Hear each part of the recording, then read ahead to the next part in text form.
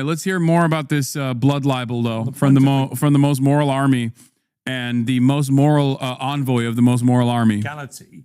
Only last week, the Israeli government announced new settlements, 22 settlements. Well, no, can we pause? Well, hang on. Yes. On the West Bank, 22 settlements, which the international community views as illegal. They announced 22 new settlements. As a lawyer, given your adherence to the point of law, presumably you would condemn that. Well, this is exactly why we need to be clear about how international law applies and why the notion of these so-called illegal settlements is a misnomer. You don't think they are? It's not a legal term, it's a political term, and it is part and parcel of a misapplication of international law to the status of the territory. These blood libels, occupation, ethnic cleansing, wow. So you think the settlements are not illegal? And genocide are all part and parcel of the propaganda, which I would like to be able to come on to, because all of the evidence goes in... Point of International law is blood libel, and its application to Israel is anti-Semitic. Classic. Anyway, let's get back to the other blood libel. Israeli sniper drones being used in the aid attacks, potentially, as Gaza witnesses claim. But there is something about drones in terms of their persistence, the fact that they are very advanced, they're very mysterious. If there's a drone flying above your head, you have no idea if it's watching you, if it's going to drop a bomb on you, if it's going to target you. And that sense of sort of mysterious suspense, it adds a really dark dimension to the conflicts. Load onto all of that, feeding the paranoia or feeding the database, or both. Debate about how far AI drone tech can now identify human faces on the ground for targeting or leaving alone. The face, indeed, of modern war. Well, here with me now is Palestinian lawyer Melina Ansari from the Human Rights Watch organization. How should the use of drones change warfare? I mean, you'd have thought it means that whoever's controlling them knows precisely who they're pointing at, and that would reduce... Blood libel is an accusation, a historic accusation that has caused tremendous harm to Jews all around the world in an instigation of pogroms, ethnic cleansing campaigns that Jews have faced, primarily in Europe. Okay? It is an anti-Semitic canard that dictates that that falsely accuses Jews of murdering Christians in order to use their blood in the performance of religious rituals. This is a blood libel is a real thing that took place where accusations against Jewish people in villages when there was like a drought or a famine or any sort of disease would immediately lead to a bunch of fucking dumbass villagers saying, oh, Jews poisoned the well, or Jews actually are killing our Christian children so they can drink their blood or whatever. And then it would lead to massive violence against Jews in said villages. It's like witch hunts. Okay?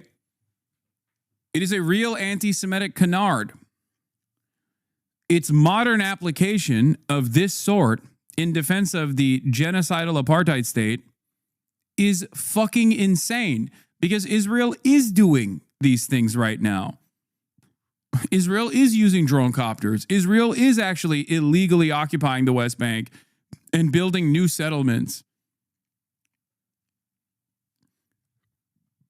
The notion that this is blood libel only dilutes the severity of the term blood libel.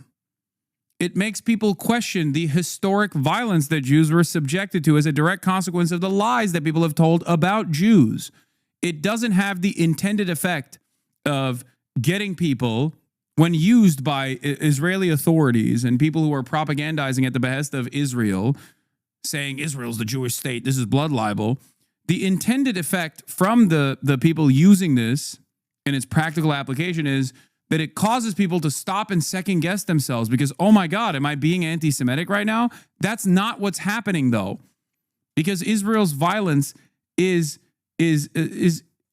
insane and being conducted in broad daylight. Can you explain what it actually is? Are you fucking stupid? I just did. I gave you the dictionary definition. Blood libel, or ritual murder libel, is an anti-Semitic canard which falsely accuses Jews of murdering Christians in order to use their blood in the performance of religious rituals. Oh my God. Especially in the preparation of Passover bread that was perpetrated throughout the Middle Ages and sporadically until the early 20th century. This kind of lie would cause mass lynchings and mass executions and pogroms where villagers would say, oh, it's the Jews again. They're killing our Christian babies to drink their blood. And then they would fucking kill a bunch of Jewish people and ethnically cleanse their villages of Jews. Okay? How many more times can I fucking describe the same thing? What the fuck?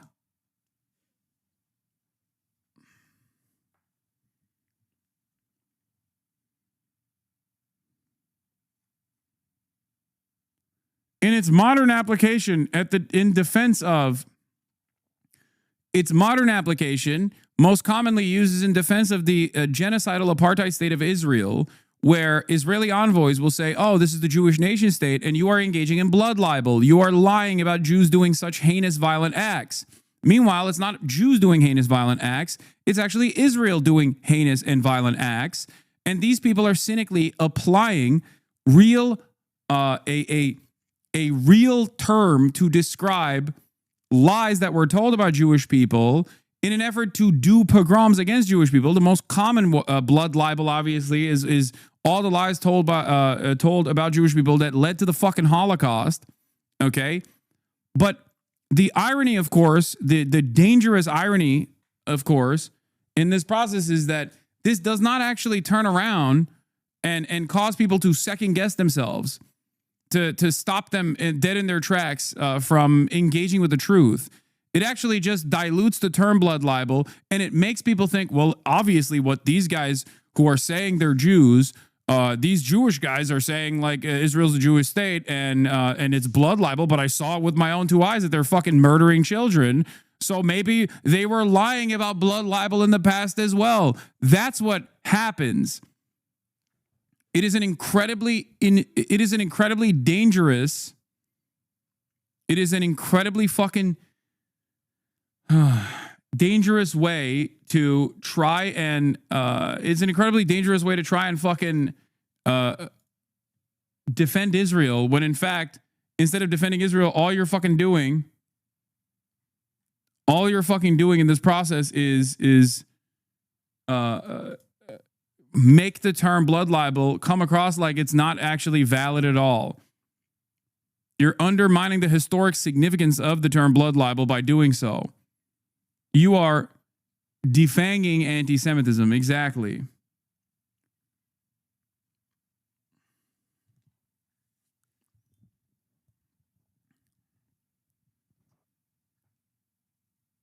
Underscoring the dangerous dilution of changing the definition to suit Israel's goals. 1940, anti-Semitism, an irrational fear or hatred of Jews solely or primarily on the account of their Jewish identity, regularly weaponized to enable persecution, pogroms, and ultimately genocide. Blood libel, false and fraudulent accusation that Jews murder Christians, particularly children, to use their blood for ritual purposes, often weaponized to enable violence and massacres of Jews. Anti-Semitism in 2025, condemnation of Israeli genocide or apartheid and or any attempt to apply international law to Israeli conduct and or any criticism of Israel or any of its policies, particularly by individuals, politicians, and organizations that subscribe to universal values. Blood libel, the documentation and or condemnation of the slaughter of Palestinians by Israel, particularly where it concerns the many thousands of Palestinian children massacred by Israel in the Gaza Strip since October 2023. Also, any criticism of Israel or any of its policies, particularly by individuals, politicians, and organizations that subscribe to universal values. I know drones are hovering over the Freedom Flotilla. Please, guys, I know. It reminds me of the story of the boy who cried wolf. The utilization of blood libel in an effort to defend Israel's insane conduct in its ethnic cleansing campaign of the Palestinians is not actually defending Israel at all. It's not stopping people from recognizing the truth about Israel's behavior. The only thing it ends up doing is basically fucking make people go, all right, well, obviously these people are like, these are Jews, right? They're Jews, and they're saying that Israel's violent actions that I've seen with my own two fucking eyes, are actually perfectly appropriate and being done for Jews, right, all around the world. And also simultaneously, if you ever fucking criticize this, if you believe your lying eyes, then you're anti-Semitic. Okay, well, I guess I'm anti-Semitic then. That is what, that is the somewhat intended secondary impact of this kind of idiotic and dangerous posturing.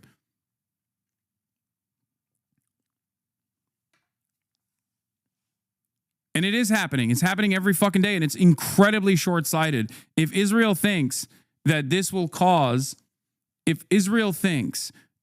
be beneficial for Israel in the long term, if Jews are threatened by real anti-Semitism, real danger, because many people in the Western world now associate Israel's actions with random Jews that live in this fucking country, that live in Europe, they'll be too fearful and they will have to move to Israel. If they think that this is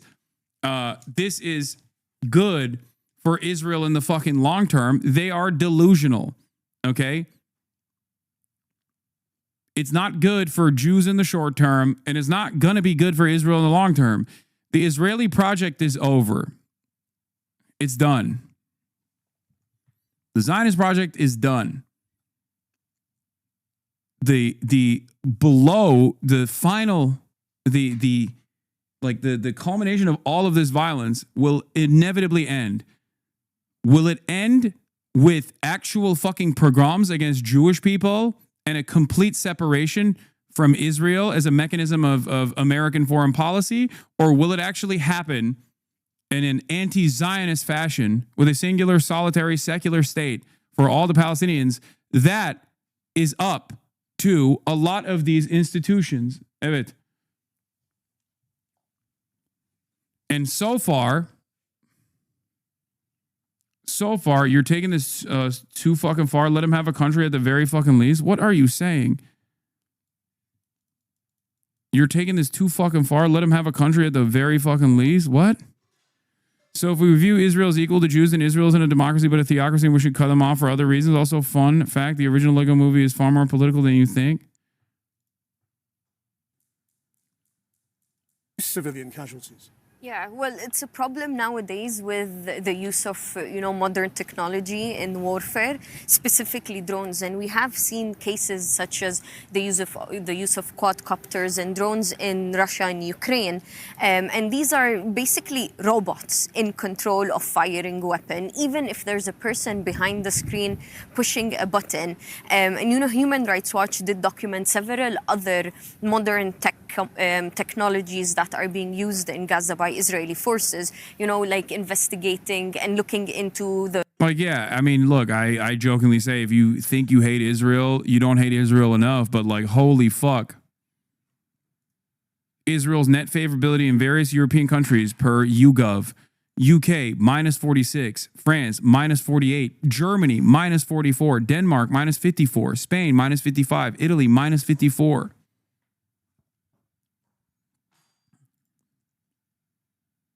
Israel's approval has fucking plummeted, even in Europe, okay? Even in Germany. Because after the United States of America, Germany is the greatest ally to the state of Israel, okay? The fact that the German population also has a net negative approval rating of Israel is crazy.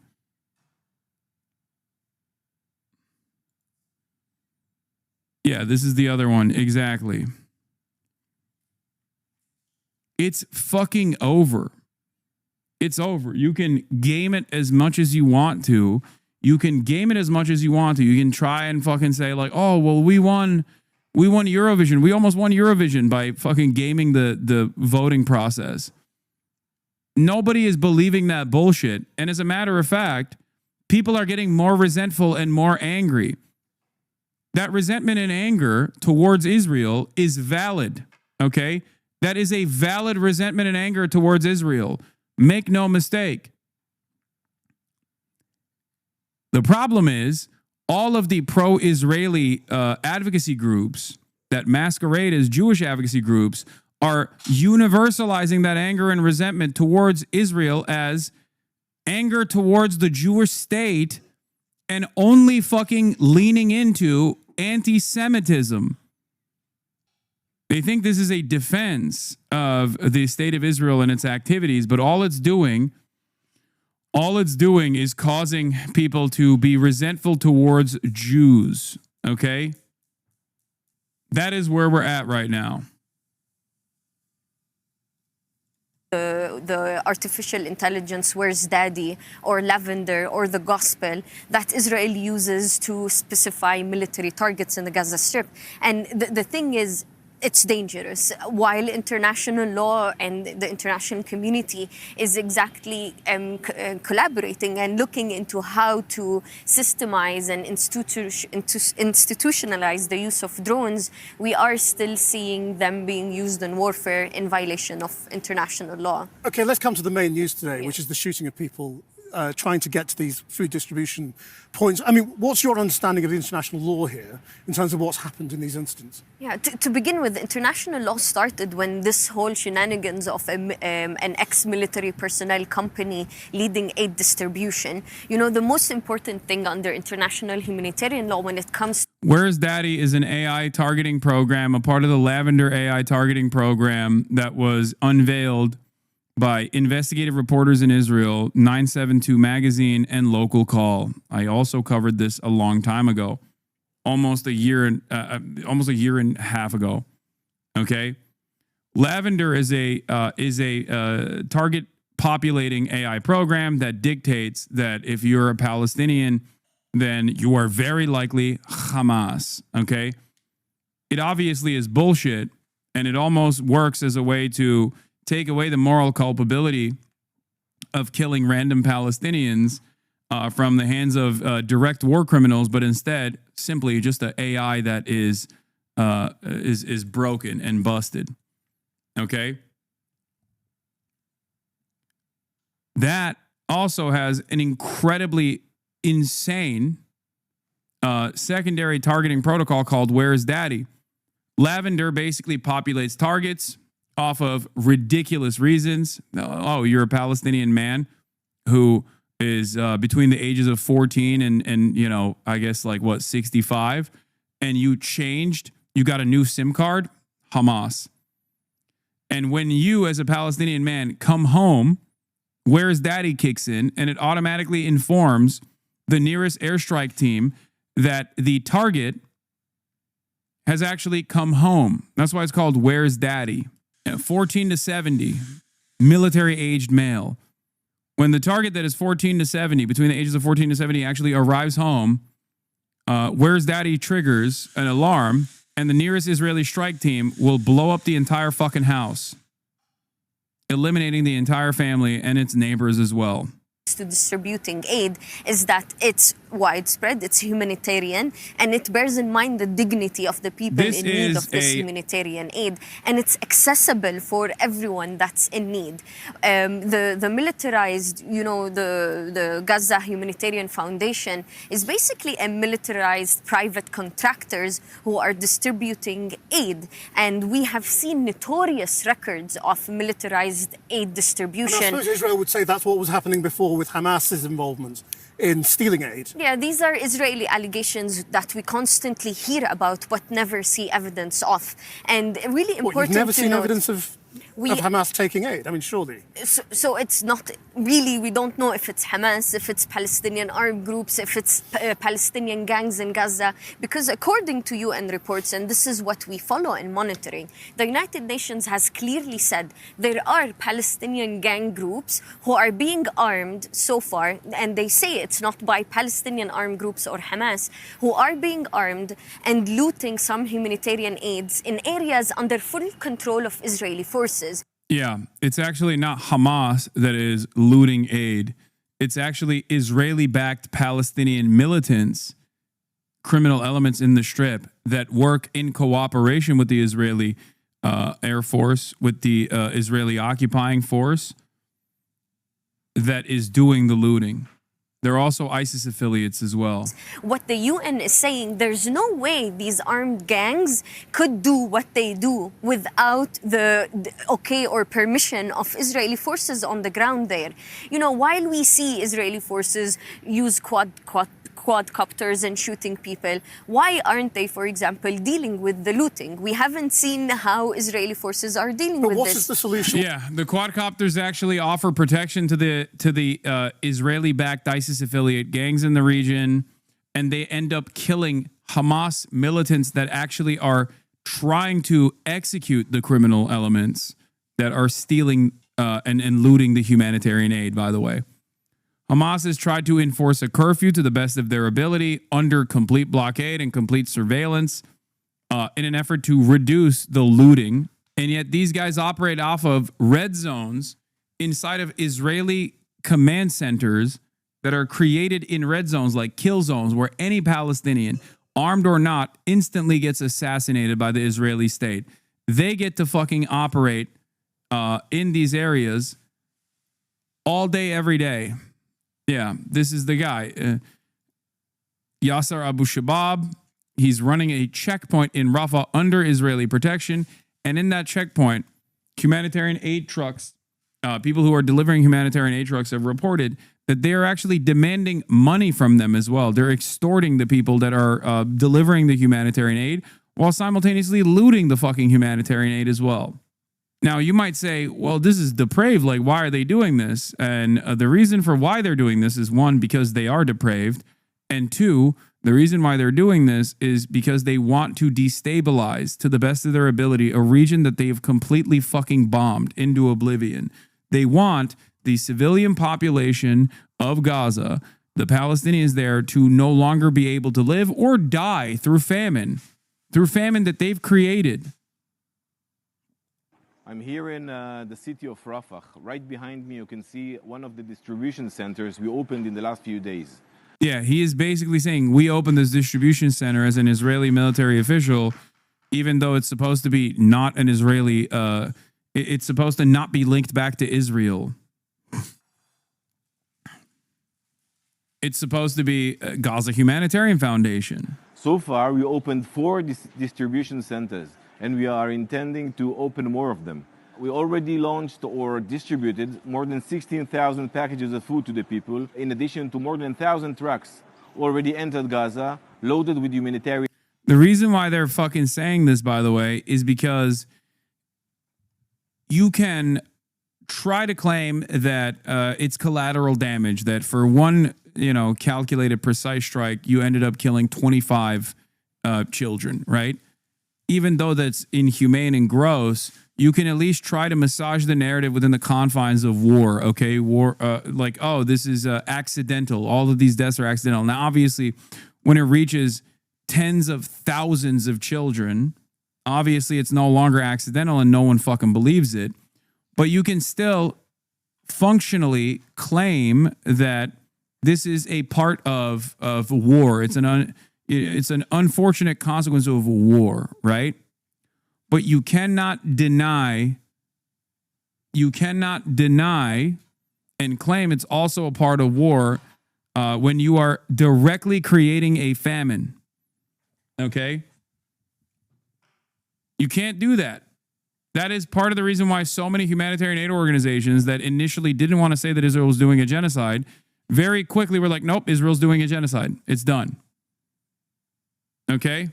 Why is he saying it in English and not in Hebrew? We all know it's bullshit. This is for external use only. Exactly. If you see an Israeli military official or an Israeli envoy speak in English, know that that is for you. It'll be a little different than what they say about the same exact situation in Hebrew. This is for Western eyes and Western consumption. Aid. Hamas is doing his best, is almost to stop us from doing so. He is spreading rumors, fake news. He's trying bluntly and violently to stop the people of Gaza from reaching those distribution centers. I urge you not to believe every rumor spread by Hamas. We will investigate each and one of those incidents and each and one of those allegations. We are professional military, and we will do our best in order to dismantle Hamas, to release our hostages, and to spread the population of Gaza from Hamas and from Hamas leadership. I'm here in... This is Hamas. It is very clear. This is Hamas. And there are people who are lying at the behest of Hamas. Many people. Terror babies. Babies of terror. Hamas babies. Anyway, let's get back when to Israel doesn't accept the UN as an honest broker. It regards it as partisan and on the other side. Yeah, well, the thing is, it's not on Israel to decide whether they want to work with the United Nations or not. This is under the United Nations Charter. Israel is obligated to cooperate with the United Nations institutions. And for example, UNRWA. Israel has a unilateral treaty with UNRWA that it alone, on its own, decided to stop.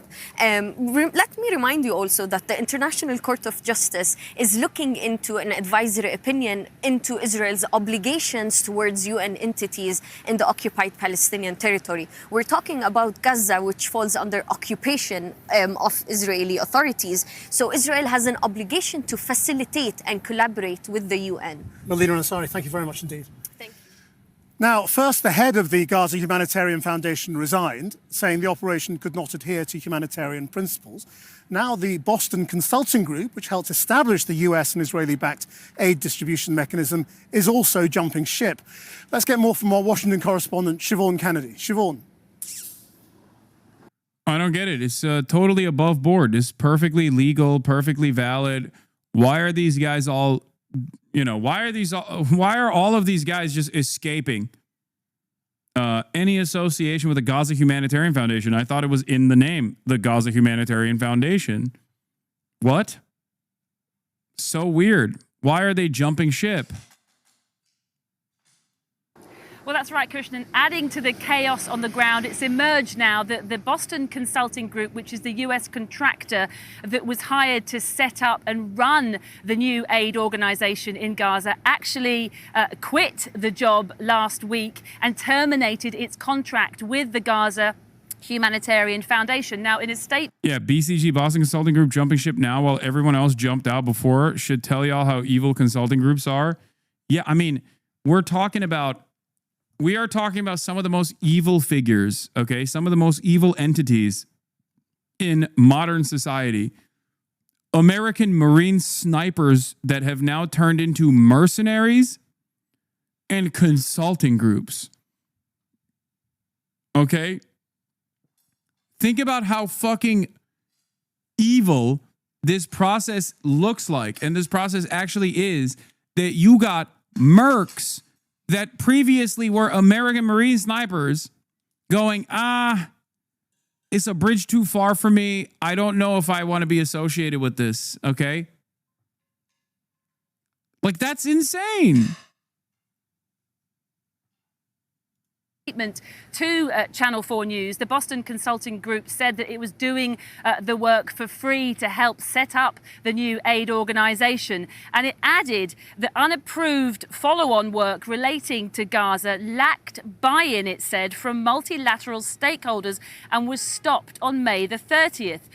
The Boston Consulting Group has begun a formal review of the work. And while that review continues, the partner who led this work has been placed on administrative leave. Now, it's not clear what that unapproved follow-on work was or why the partner in charge... They should say why. I think it's gross that they're trying to do reputation laundering, but not actually following through on what the reasons why they pulled out were. BCG helped design the Gaza Humanitarian Foundation model, set contractor pay rates, and manage its ops from Tel Aviv. They now say they've ended the contract and placed a senior partner on leave. Insiders say Gaza Humanitarian Foundation might not survive without them. 2 executive resignations took place. As you know, the mercenaries that I told you that resigned, including the head of the Gaza Humanitarian Foundation, Jake Wood, claim that 7 million meals were distributed. IDF opened fire near Rafah site. 27 civilians killed, dozens wounded. Mass refusal by UN agencies and aid orgs to join. New GA Fed, the Gaza Humanitarian Foundation director, Trump ally Johnny Moore, evangelical PR operative. Israel controls the entire aid flow. Armed U.S. contractors secure distribution. 3 to 4 hubs operate only briefly each morning, but not inside aid zones. Despite GHF's claim of safe ops, even Israeli defense officials warned of stampedes in internal memos. Boston Consulting Group says his work was pro bono, but internal sources say they invoiced $1 million per month. The UN and the WFP, World Food Program, have called the situation a tragedy and demand full access. Instead, Israel enforced a tight blockade, has displaced most of Gaza's population south, and is ramping up a new northern offensive. Gaza Humanitarian Foundation was marketed as an innovative solution, but it's become a failed militarized workaround to global humanitarian norms. This is privatized aid by design collapsing in real time. I think that it's not privatized aid by design collapsing in real time, even though it is privatized aid. It's actually a mechanism of aid distribution that was supposed to create chaos. It was supposed to be a trap. And yes, a friendship dating to 1976 resonates in 2012. Benjamin Netanyahu worked for Boston Consulting Group. BCG is the Boston Consulting Group that was... Oh, I'm so tired. I just told you what their goals were with the Gaza Humanitarian Foundation. I just explained to you that they were doing payroll, okay? That they were working with the Gaza Humanitarian Foundation, which is not a real humanitarian foundation at all. It's directly funded and facilitated by Israel and the United States of America, the two parties most responsible for the genocide of the Palestinians. It is illegal under international human rights, under rules of conduct, to actually distribute aid by the belligerent occupier and using the aid as a mechanism to trap Palestinians or to displace Palestinians. All of these things were basically, all of these things immediately came to light. I've been covering this for fucking months and months and months. I just repeated that point just now. And people just like don't understand, what I said 9 seconds ago and go, I don't get it. I keep repeating myself so much. Has been placed on leave. Should be noted, though, that the Washington Post did cite sources that said that the Boston Consulting Group actually charged $1 million a month for its work in Gaza. Has there been any response from the White House? Well, there has been a press conference in the last hour or so, and the White House press secretary was asked about the latest shootings, and she said that the administration was looking into the veracity, she said, of the reports and wouldn't take the word of Hamas as the truth. She was also asked about the change of leadership in the Gaza Humanitarian Foundation, and just listen to what she said. Well, look, this was a creative idea that the president called for to get aid into the region. These people were desperate and starving, and the president didn't like seeing imagery of that, and he wanted to ensure that aid was brought in with the approval of Israel for understandable reasons. We will never forget the brutal attack on October 7th. And again, this is something that the previous administration was unwilling to put the time and effort into doing. Well, she seems to imply that the whole idea of this Gaza Aid group was all President Trump's. Important to say in this respect, though, that the Boston Consulting Group as a private entity presumably would have been operating at arm's length from the White House. But today, the Gaza Humanitarian Foundation has announced that it has appointed, in fact, a pro-Trump evangelical pastor by the name of Johnny Moore to take over running the organization. Siobhan Kennedy in Washington. The children of Reem Zidane are mourning their mother today. Come back, answer me, says her son Zain. Behind him, his 15-year-old brother Ahmed explains to a reporter why they'd risk trying to get to the aid site. Everything's been under siege, he says. Of course we were going to go. My mother was telling my brother, lean over, lower your head, do what I'm doing. My brother turned his head, and then a bullet went into her head. We are supposed to be able to eat with dignity. We're supposed to receive aid without humiliation, without being disgraced. It was Reem's 5th attempt to get aid from the new US-Israeli-backed Gaza Humanitarian Foundation in Gaza's far south. She'd returned with nothing each previous time, losing out to those faster, stronger, in the chaotic competition the new aid system has created. This was the third consecutive morning of Israeli shooting in the vicinity of one of the GHF sites. On this occasion, the military confirming it had fired toward what it called suspects who'd left the main route. Gaza's health ministry reported 27 people killed, nearly 200 injured. I was in the way at 3:30 in the morning. There was shooting and I lay down. I don't know how the bullet hit my head. If it seems extraordinary that again so many stayed on through the shooting to try for the aid, these are the stakes in Gaza right now. This is a bloodbath with bits of food soaked in it. We go there to die. They fire bullets and shells at us and quadcopters fire at us. All of this is death. We see people killed in front of us and end up leaving empty-handed. We're tired of this. Maybe people will be able to get aid if their IDs were checked.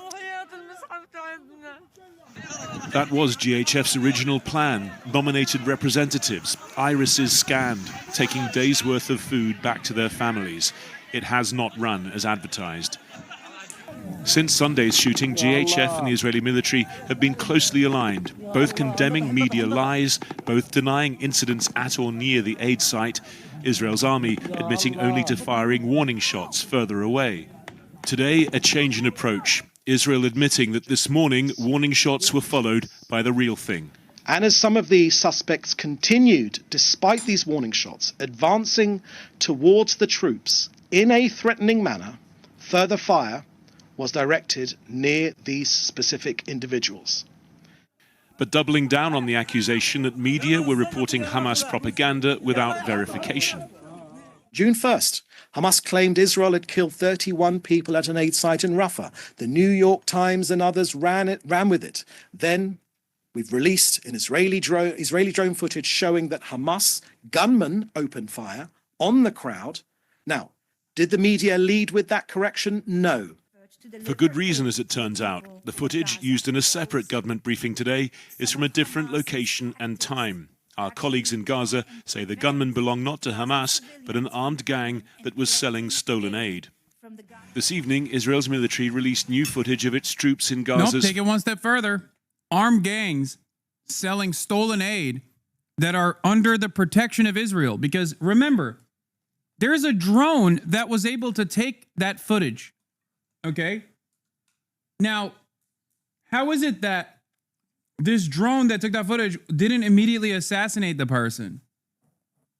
It is quite literally what we've been reporting on for months at this point, that Israel is utilizing armed gangs in the region and protecting them to basically get footage like this so they can claim Hamas is doing it. Far north, it follows news overnight that 3 Israeli soldiers had been killed in the fighting there. Israel's Prime Minister calling their deaths a heavy price, promising to achieve all the goals of the war. In southern Khan Yunis, more evacuation orders as Israeli troops expand operations there. For Gaza's civilians, the achievements of this war counted in increments of misery.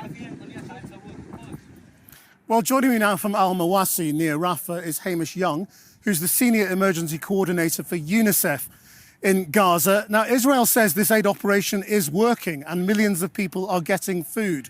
What's your assessment? Good evening, Christian. Our assessment is that it's not working for all the reasons you've just seen. There are large crowds gathering. They're moving in. The whole situation is chaotic and uncontrolled, and people are being shot. I think we can quibble over the numbers, but the fact is, and I don't think anyone's disputing it now, the tens and tens of people have been shot over the last 3 days. And that is just absolutely unacceptable. The Secretary General's called for an investigation, an independent investigation yesterday. That was even before today's killings, which have only added to the need for this to stop immediately. Do you think it can be made to work, or does it need to be abandoned? The current structure can't be made to work. It's inherently flawed in its basic design. It does not adhere to accepted international humanitarian principles and humanitarian practice, the sort of thing that the UN agencies and a lot of very large international NGOs have been following for many, many years. What we have done, what we've demonstrated works very clearly is not something that we've just come up with in the last few months for this war. It's honed from years and years of practice of doing this stuff, lessons learned, reviews, evaluations over and over again to get this right. We demonstrated during the ceasefire that when we got access and we've got enough supplies, we can deliver. But Israel claims that it was Hamas that was giving out the aid, not the UN. What's the truth? That's simply not true. The UN was giving out all the supplies. I certainly put my hand on my heart and... Yeah, well, Israel also claims UN is Hamas, so what are you going to do, you know?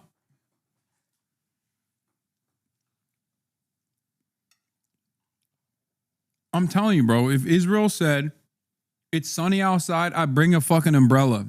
Get the fuck out of here, dude, Israel says. Vouch for UNICEF. We were giving out the supplies.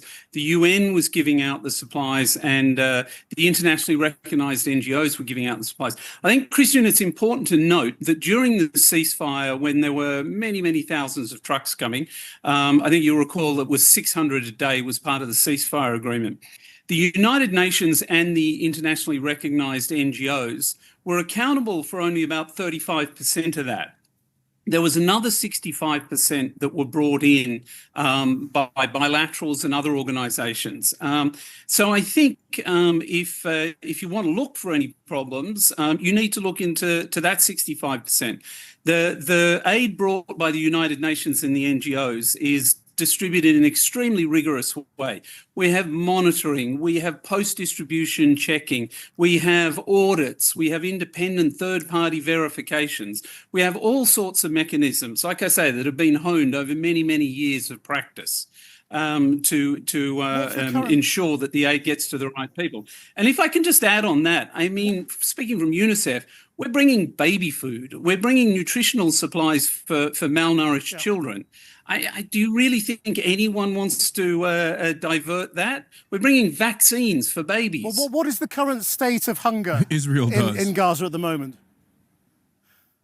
I think exactly what you saw on the videos just now and what you've heard on the reports. If people are desperate enough to go back day after day and risk getting shot when everybody knows, every single person in Gaza knows what's happening there, yet they're still prepared to take the risk to go and try and collect just a modicum of food, whatever they can.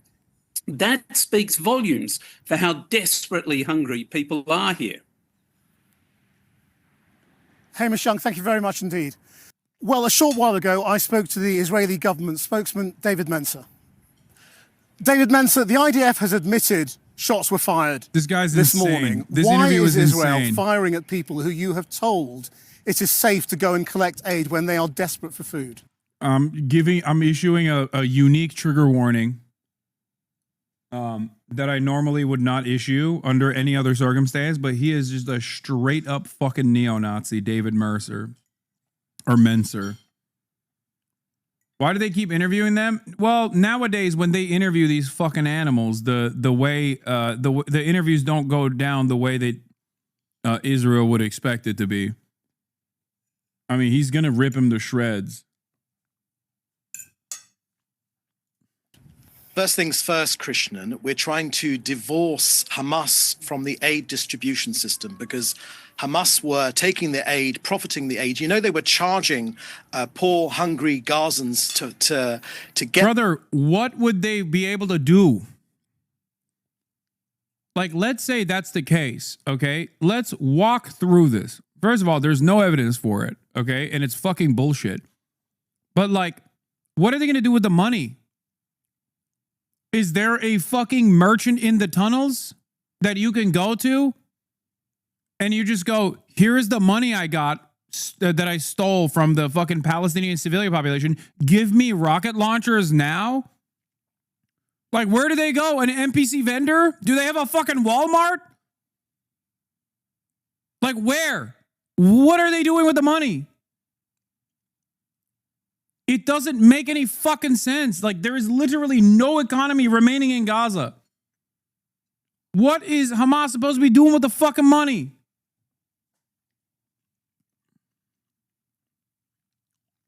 Yeah, the fucking Resident Evil 4 merchant is in the tunnel system. Going, oh, hello, Hamas. Time to give you browse my wares, Hamas militant. Browse my fucking wares. I've got all these rocket launchers. All you need to do is steal money from a Palestinian child, and I'll give you all of the fucking rockets. What are you buying, Hamas? Get this food. We're divorcing the two subjects of Hamas and aid distribution to allow hungry Gazans to get the food directly, to be able to feed their families in an orderly way. Now, to the event this morning, Tuesday, the IDF have said that as crowds move along the designated routes towards a humanitarian aid distribution point in northern Gaza, Israeli soldiers identified several of those people. They left the approved access route. The incident occurred approximately 500 meters, half a kilometer from the distribution site. And after issuing warnings, audio, verbal warnings, warning shots were fired in the air. And I like that they went from it's fake, it's a lie, it's the most anti-Semitic lie, to actually Hamas was doing it, to, okay, maybe we did it, but it was just a warning shot, to, okay, it wasn't just the warning shot, they were being suspiciously Palestinian in the vicinity of a fucking Israeli occupying force soldier, so therefore they had to be assassinated. Every single time, man. Why do we play this fucking song and dance every single goddamn time? Yeah, I mean, it's a classic. It did not happen. Okay, it happened, but it wasn't us. Okay, it happened and it was us, but we didn't kill anyone. Okay, it happened and it was us, but we only killed someone the third time in a row it happened.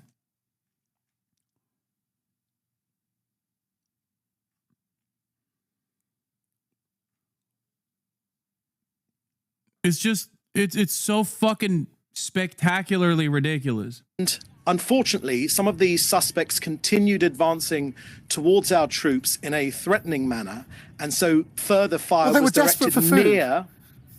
No, where there are people desperate for food, we want them to get the food. That's the whole point. That's the whole point. We're trying to get the food to the individuals. Were they armed? The IDF will be able to answer that question directly, but let me tell you, our intention is to get as much food to ordinary Gazans. In the video of the incident on Sunday, the IDF have already released that video, and it showed as clear as daylight. That's a totally separate incident, David. Right. Well, but this is very, very important to put this into context. That's a totally separate incident in a different place. No, it's not. And there's no evidence that was even Hamas. It's 2 days before. It's 2 days before, and these are Hamas gunmen. They're not. They were your gunmen. They were gunmen, as I've detailed, that are working directly with the Israeli occupying force, that are ISIS affiliate militants and criminal elements in the region that get to operate within the fucking Israel, Israeli created red zones, suspiciously without ever getting shot by any of these fucking quadcopters, including in the goddamn drone footage that they're posting. The entire reason why they do this is so they can literally post that drone footage to be like, well, see, Hamas was doing it. Firing on their own people, Krishnan. You don't know that. Why there's no evidence for that. And it's in a totally separate incident. Video. Let's keep it to what happened this morning.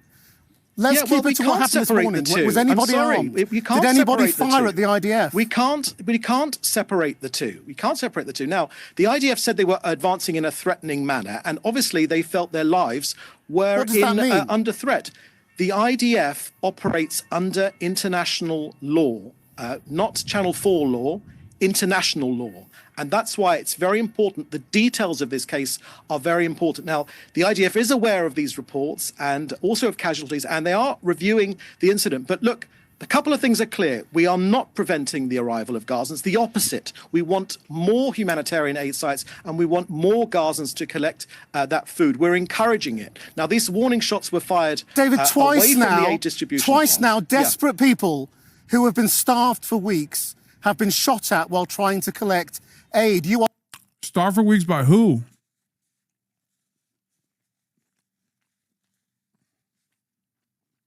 Also, it's pretty funny that the Channel 4 reporter is in Jerusalem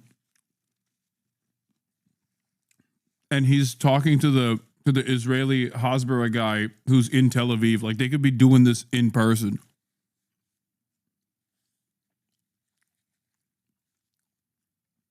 I didn't even realize until this moment, like,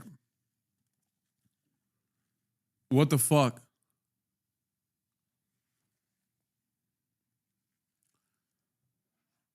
I will say, these guys are, like, Western media has started to do real coverage. Finally. And they're talking, Western media is covering this shit like Israel won't actually deport them or even fucking assassinate them, which is surprising to me. Like, it's odd. Like, you're talking a big game when you're literally inside of the apartheid state. Shockingly enough.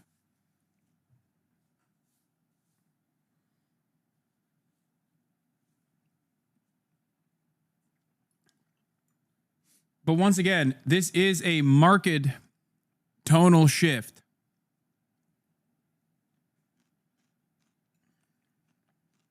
From mainstream reporters.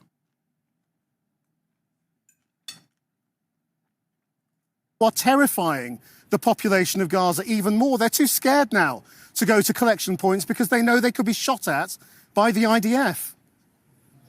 So that is precisely the Hamas rhetoric that they want you to publish. It's the And fact let's be of clear, what's happened. Israel More than is 50 people are No, that's dead. not the facts, Krishnan. You have got the facts wrong because we've already shown you video. This is also why we're trying to explain to people, like, this kind of stuff. You know how I said, like, constantly associating Israel with Judaism and then claiming that anytime you say something that, like, literally happened, someone goes, oh, that's blood libel, is basically having the unintentional opposite effect of people not going, oh my God, I should stop saying the truth now. But instead, it makes people go, okay, well, I guess fucking I'm doing blood libel and maybe you were lying about blood libel, right? Creating anti-Semitic opinions. The other impact of this is that when you constantly associate the entire planet with Hamas and you do it over and over again, as you are so openly the far greater evil in this process, doing a fucking genocide, right? Eventually, you're pushing people to negatively polarize against Israel so hard that they start backing Hamas. Okay? Like, the very fact that any number of polls conducted in the United States of America have anything beyond like 9% support for an internationally recognized terror group that is comprised of Muslims in a nation state like the United States of America, where like we basically breed Islamophobia, okay? Anything beyond like maximum 9% is insane to me. And now we're talking about like 25%. Now we're talking about even higher percentages of people saying openly in fucking under the Trump administration, where you could possibly even go to jail for saying you support Hamas. Motherfuckers are actively telling people in polls that they support Hamas against Israel. What do you think was going to happen?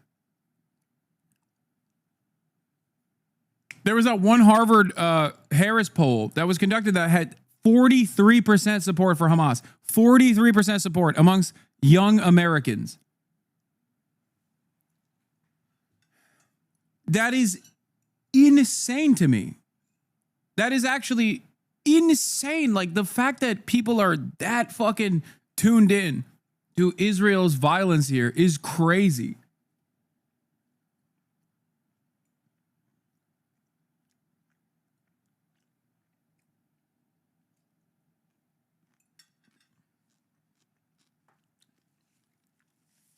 Yeah, ironically enough, this is the exact same process as how Hamas came to power in Gaza. Exactly. And as we know from all the polls that I've shown you, in historic Palestine, those who do not live under the rulership of Hamas oftentimes have a much higher favorability for Hamas. So much like the Palestinians in the West Bank, as opposed to the Palestinians living under Hamas rulership in Gaza, Americans are now also showing high degrees of favorability, at least amongst the youth, towards Hamas.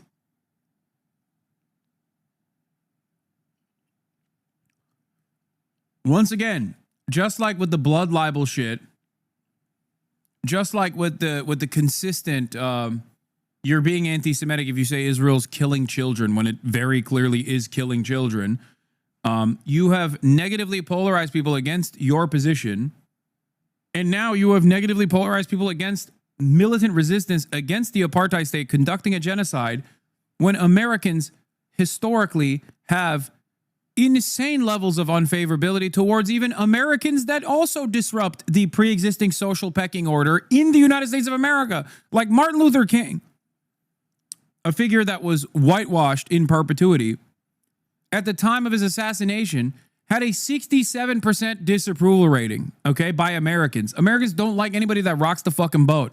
But Israel has rocked the boat so spectacularly in broad daylight due to all of the tremendous amount of positive media coverage that it has enjoyed over the course of the past 77 years of apartheid, that they've basically washed aside the incredibly sophisticated propaganda machine. They've destroyed it.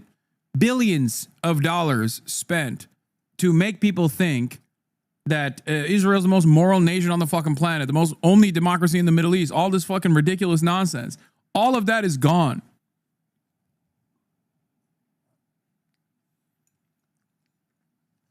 It's over.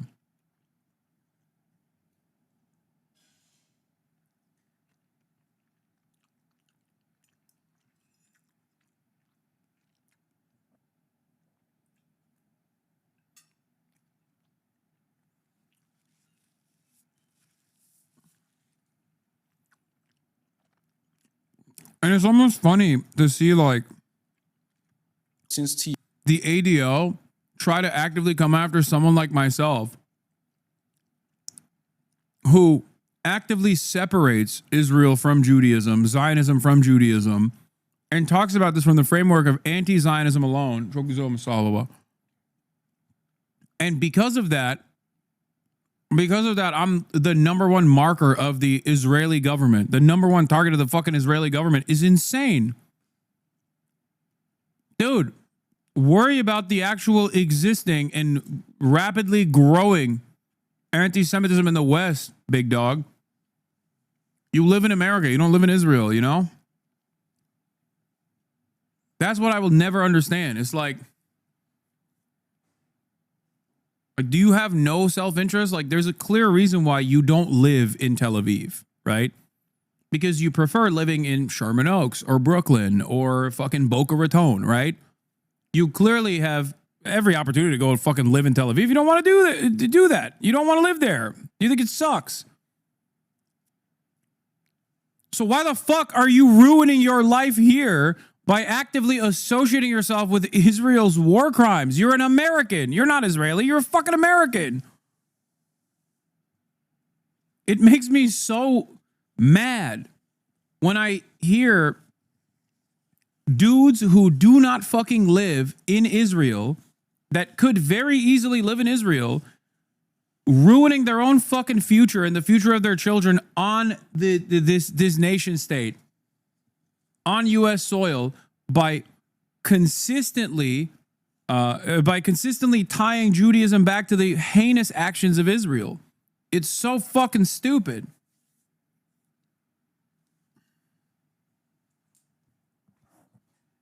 It does not pay handsomely.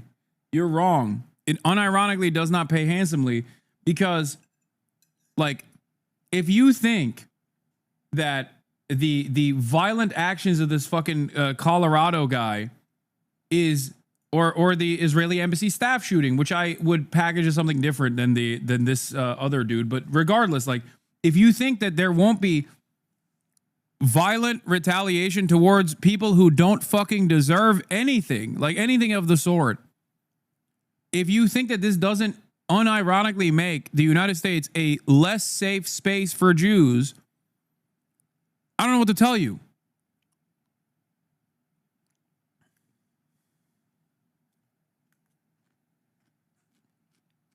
There has never been a moment where Israel was safer for Jews than the United States of America. Never.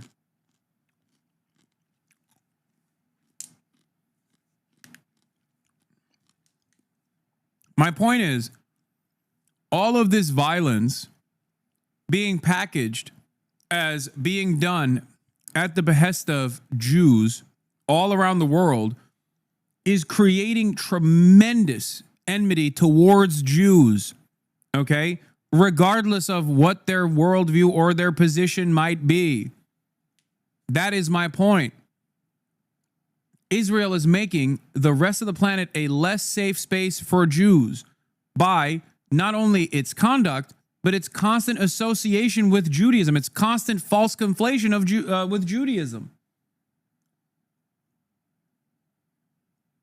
They attack you because you separate Judaism from Israel. As you said, they can more easily discount the Candace Owens's because she is anti-Semitic. Ironically, though, that isn't even true anymore because anti-Semitism does not carry the same stigma due to them exactly trying to tie Israel to Judaism. That is my point.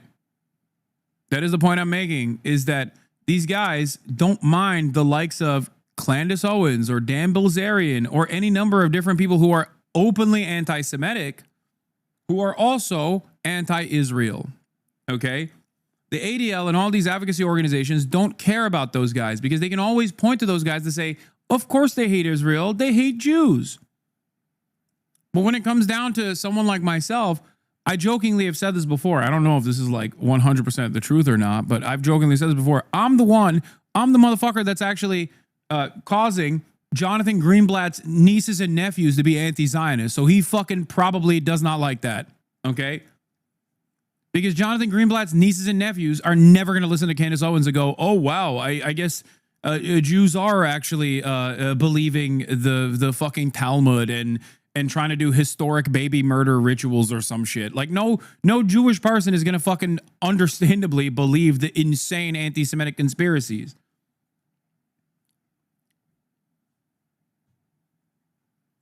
But that's the problem. And by the way, when I say I'm converting Jonathan Greenblatt's nieces and nephews, I'm not talking about literally his nieces and nephews. I'm simply stating that, there are plenty of young Jews in this community.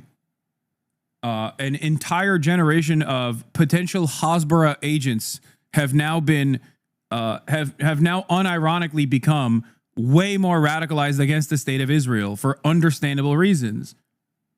You got people that would be funding Jewish advocacy organizations that would actually work as a Israeli defense organization.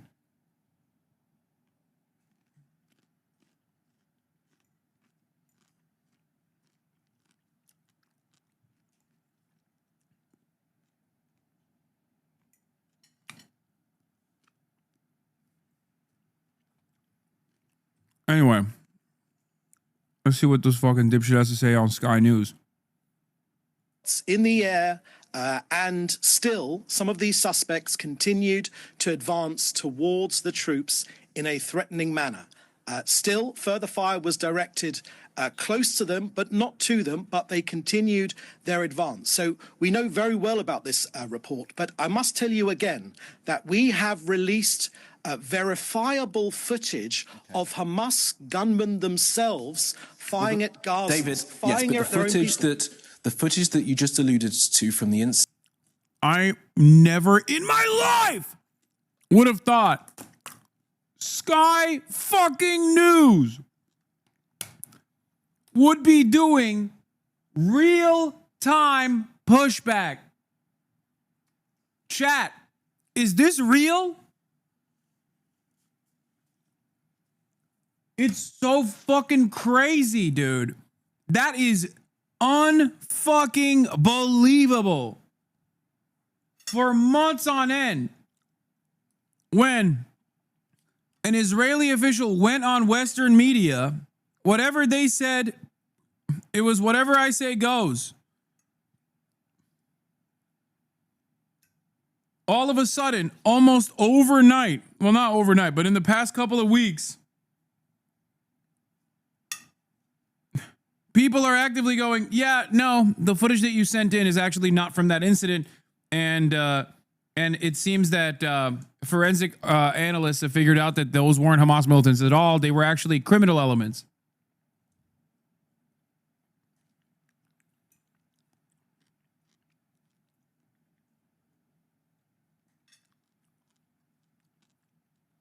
Incident on Sunday is disputed. It was not of the I don't think it's Gaza disputed Health at Foundation, all. Humanitarian I don't think Foundation it's side. No, I don't agree with you. I don't think it's disputed at all. It's probably disputed by people that want to retain control of aid distribution. Yeah, which is, of course, the United Nations. But we're not going to have that anymore because So that let's is talk their about last this incident. Let's vestiges talk about of this control. incident on Tuesday. Okay, David, let's talk about this incident on Tuesday. 27 people killed. You say there was a threat. Did they have weapons? Well, you'll have to ask the IDF for the specifics. Points I'm asking about you. that. You're here to speak. Right, and for the Israeli I'll government. tell you that the IDF is not preventing the arrival of Gazans at humanitarian That was sites. not my question, David, It's as you well know. precisely the Did opposite. they have weapons, It's David? precisely the opposite. We are encouraging it. Now, the warning shots were fired away from the aid distribution point in response to the threat perceived by IDF troops. Now, we are facilitating, using this independent operation of this NGO, the Gaza Humanitarian Foundation, specifically precisely to ensure that aid reaches civilians and not Hamas. Yeah. David? I don't get it. Is it because, like, chat, I don't understand how at this point they don't have like better propaganda. Like, I don't get it. Is it because, like, is it arrogance? Is it pure arrogance where it's like, oh, we've gotten away with this for so long, we don't need to do anything? Or is it simply like the overwhelming number of war crimes that they commit on a daily clip that it's virtually impossible for them to find better propaganda?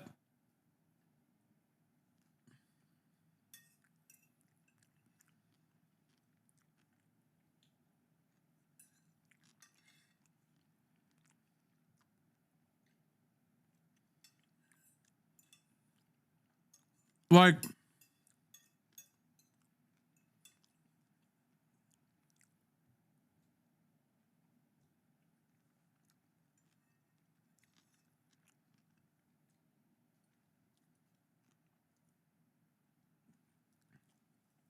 I've been covering this for years, and I feel like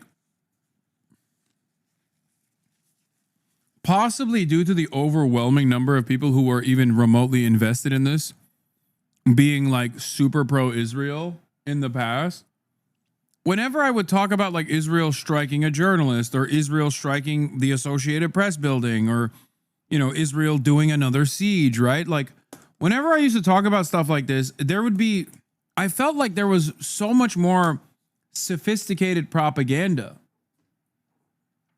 that from the Israeli side, or maybe it was because the overwhelming majority of information coming out immediately was discarded. Like the information coming out of the Palestinian side was like completely fucking discarded. And a lot of the counter narratives were pushed by the only people that were invested in Israel, which was, of course, people who were pro-Israel and right-wing think tanks and shit.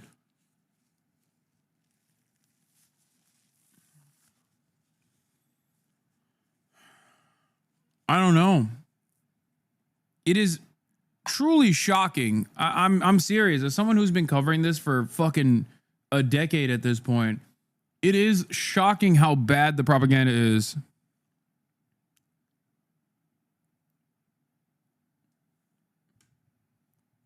I guess they relied too much on people not recognizing the humanity of Palestinians or even recognizing Israel's violence at all.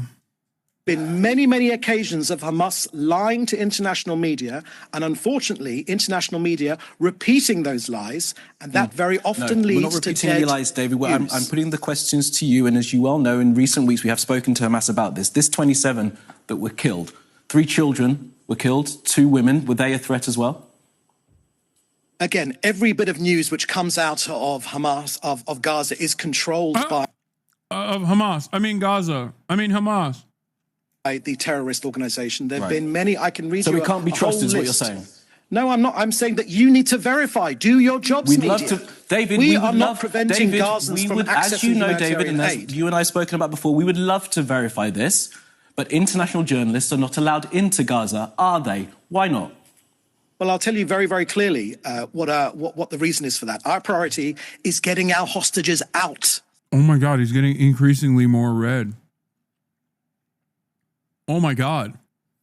Bro, if Israel keeps this up, England is going to elect Jeremy Corbyn. By the way, every single one of these fucking monstrous pieces of shit were directly in opposition to Jeremy Corbyn, including this fucking dipshit. The IDF is now saying they'll shoot anyone trying to get aid tomorrow. Oh, nice. I like that we're at the final stage, which is humanitarian aid distribution sites in Gaza Strip will not open tomorrow. The Gaza Humanitarian Foundation, the U.S. and Israel-backed body in charge of the aid distribution announces. According to GHF, the aid sites will be closed for a day to carry out logistics works to accommodate for larger crowds that have been arriving in recent days. GHF says it'll resume activities on Thursday. IDF's Arabic language spokesperson, Colonel Avichai Adrae, republishes the announcement, warning Palestinians that travel on roads leading to the aid sites is prohibited, as they are considered combat zones. There is something to be said about like dual loyalty narratives being an anti-Semitic trope in a time of like unprecedentedly open fucking loyalty demonstrated to Israel by people who are British or by Americans in general. It is kind of fucking wild that that's yet another thing that was like, oh, this is anti-Semitic. And it is, right? The idea that like you see an American Jew and you automatically assume that they are loyal to Israel is an anti-Semitic trope. Meanwhile, I'm sorry, but if you're a fucking American and you're watching television and virtually every single guy that sounds like you is either over there killing children or your fucking neighbor is on television talking about how Israel is the most important fucking country on the planet, of course people are going to go, oh, what do you mean dual loyalty? It feels like it's single loyalty. Like Chuck Schumer yesterday, okay? Chuck Schumer yesterday, he's Jewish. He's the highest ranking Jewish official in American Congress. There is unprecedented harm taking place against the American population right now by the Trump administration. You have people that are getting rounded up with the Gestapo. You have the same Gestapo police coming after Democratic congresspersons and trying to weaponize the Department of Justice against Democratic congresspersons for participating in a protest against ICE in their own fucking building. You have the big, beautiful bill that is a ginormous wealth transfer. A ginormous wealth transfer to the wealthiest individuals in society, knocking out potentially tens of millions of people off of their Medicare coverage, like the elderly who need long-term care that get it from Medicaid and not Medicare, right? Because Medicare doesn't cover their fucking long-term elderly care needs. You have the working poor and their children that are potentially going to be knocked out of fucking SNAP benefits to the tens of billions of dollars, right? To the tune of tens of billions of dollars. What the fuck is Chuck Schumer doing in the process? What has Chuck Schumer done in the process? He released a video complaining about how Trump might actually follow through on fucking Barack Obama's Iran denuclearization deal. I'm not even kidding. It feels like a joke. It feels insane. But you got the least popular congressperson in the fucking nation unironically running around going, oh, Taco Trump, he's going to be too nice to Iran. He's doing a backdoor deal with Iran. What is the backdoor deal with Iran? Mind you, Obama's denuclearization agreement that allows Iran to fucking enrich uranium for civilian levels. It's the same fucking deal that Donald Trump actually ripped apart. And of course, Chuck Schumer is saying that because Chuck Schumer was against Obama's Iran denuclearization deal when he was in Congress at that point in time. That's right. Did he get punished for it? Fuck no. He did not get fucking punished for it because he is Israel's most loyal fucking soldier. What are we doing? He has stated time and time again that his role and his responsibility is to make the left love Israel, okay? He stated it.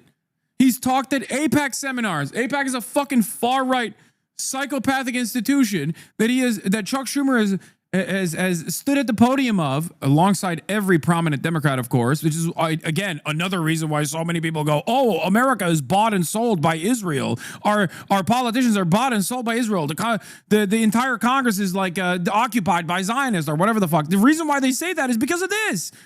Because you have Chuck Schumer running around at AIPAC conferences talking about how, well, these guys don't believe that Judea and Samaria belong to the fucking Jews.